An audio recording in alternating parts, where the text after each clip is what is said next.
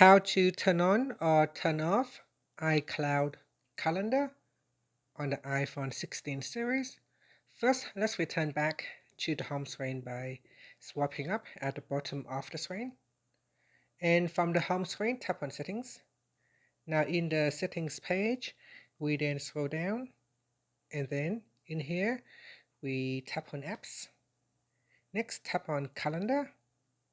Then at the top here, tap on Calendar Accounts.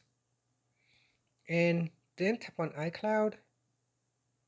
Next, we go down and tap on Use on this iPhone. Tap on the toggle button to turn on iCloud Calendar or switch it off. Now, when you turn it on, at the bottom here, you can tap on the Merge button. So here, what would you like to do with existing local calendars on your iPhone? So you can choose to merge or cancel. And that's it.